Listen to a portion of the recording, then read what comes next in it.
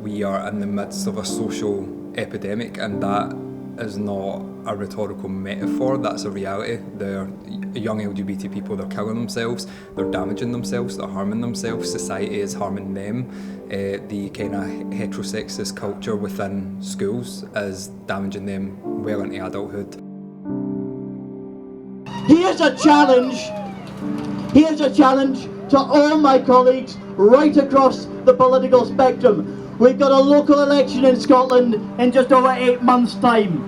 Let's make sure that none of our parties select candidates for that election who do not support the aims of the Tide campaign, and that way, when we meet here again a year from now, we will know that all of local government in Scotland is backing our demand, our justified demand for inclusive education in Scotland. Homophobic language was an everyday thing in my school, as I think it still is in a lot of schools. I think what hadn't happened was the way that a word like gay had come to be just a generic word for bad. That kind of use of language, what hadn't quite happened yet. But homophobic language was and still is a daily experience for a great many young people growing up. And I think that's something that stays with people. I'm Lewis, I'm 24. I'm from Linlithgow in West Lothian. My name's Gemma Clark and I'm 22 years old. Dean J. Coyle.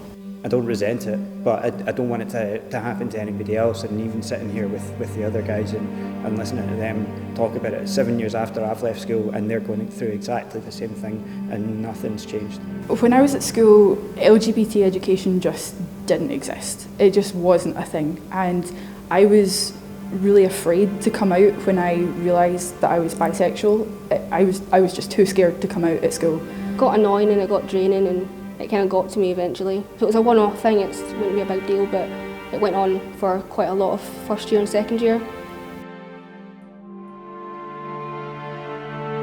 But coming to the group, you just kind of, everybody's like you and nobody's really judgmental, and a lot of people have gone through a lot of stuff themselves.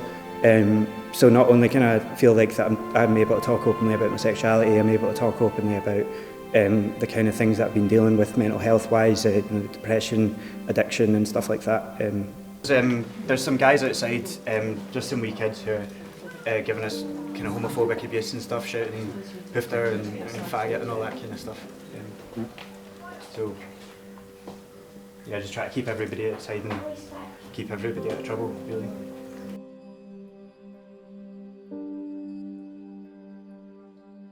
Well, the only person I knew of in school who was openly gay was a guy in the year below me, and he was bullied, horrifically for it. He was bullied by people in his own year in classes. He was stuff was shouted at him in the corridors. People would give him hassle on the walk home. He was bullied to the point that he attempted suicide. And the only reason I know that is because everybody started giving him a new nickname after he attempted suicide. They called him Suicide Johnny, which was partly mocking him for attempting suicide and also partly mocking him because he changed his name. I know from my own experience that the damage is done, when you get to that age. It doesn't matter if people apologise to you because you're already psychologically broken. Faggot, gay boy, all your old-fashioned, just horrible terms. It's so derogatory and degrading. Lesbo, all these things. It was just really horrible to see, and to see people having juice thrown over them because they're gay. Who cares? Why does that mean they deserve to have stuff thrown at them and being spit at? And really the only time I felt safe, for the first time, was when I went to university, and there was a society dedicated for people like me, and I felt like I had found kind of my people, and that was the first time that I felt that I could be open about my sexuality. If a teacher had been educated to recognise, what might be going on for an LGBT kid who feels like they can't tell people, I think there's some pretty obvious telltale signs, that they could have looked out for. you know, and what happens in your youth can last with you a very long time. It certainly has for me, and sometimes I think that the mental health problems that I've been left with are going to result in me dying, whether or not it's from overdose or from suicide or from, like, you know, something else related to the way I'm feeling. I had a whole 6 years of high school before that where I could have been getting this kind of support, where I could have been making friends who have the same kinds of feelings that I do. It was just shocking to me that there was no support, there was no information, there was barely any sex ed in general. I do remember times in first year in the lower school where I would get a lot of bother for my sexuality. I wasn't out as anything, but rumours are rumours and they will believe anything. But they already had their answer and they wouldn't listen to what you were saying. God, when I was at school, I witnessed an awful lot of homophobia. Like, I went to a Catholic school, and it was just, you would say things like, "Oh, stop being gay," like, "Yeah, that's pure gay." You know, it was just the common language.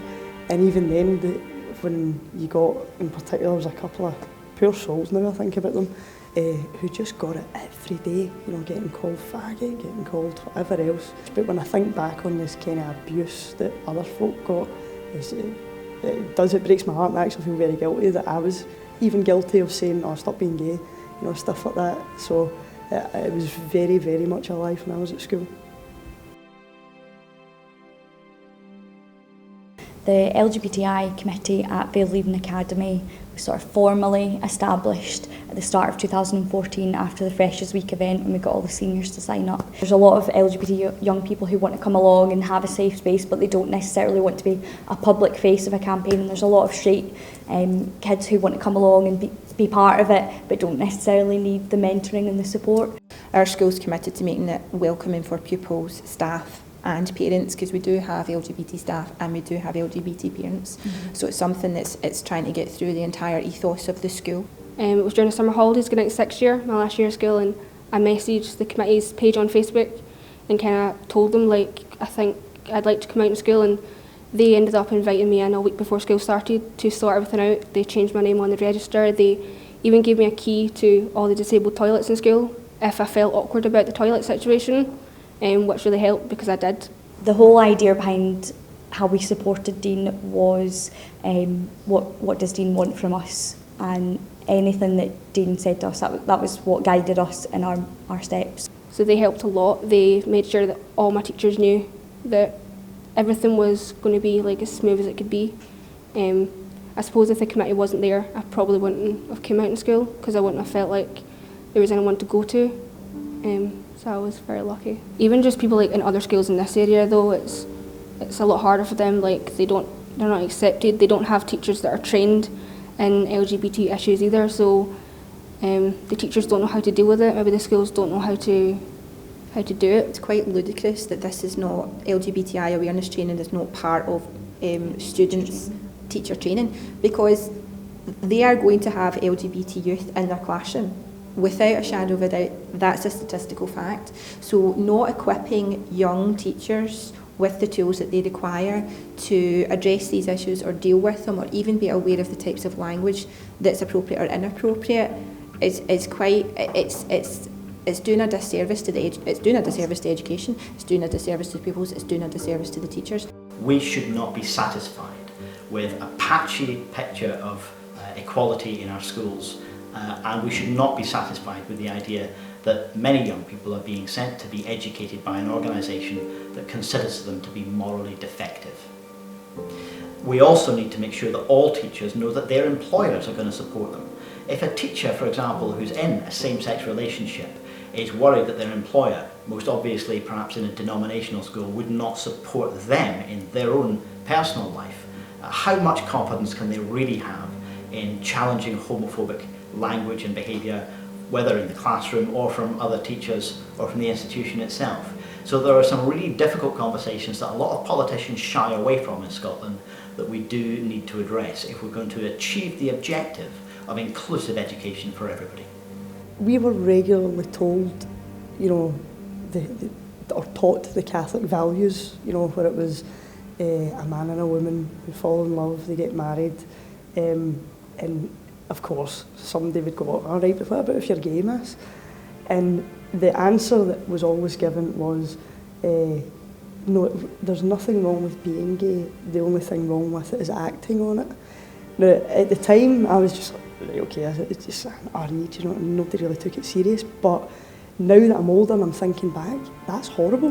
We would never allow somebody to be racist in school.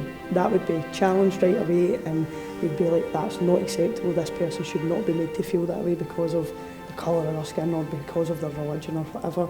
And yet with sexuality, we seem to be a bit fluffy about it throughout school. You know, it's kind of, yes, you've got equal rights now and things are getting better, but it's not got that same hard, no, that's not okay. You know, and I think that's where the Thai campaign has been brilliant, it pushing that forward and going, no, this should be treated as just severe as, you know, racism or sexism or bigotry or whatever else. The curriculum for excellence as we have in Scotland, that is supposed to get it right for every child, and we are not getting it right for every child. The children of tomorrow must grow up without the prejudices of today, and it is very clear to us and our experiences in talking to teachers and young people with laceration marks on their arms, young people who have attempted to take their lives.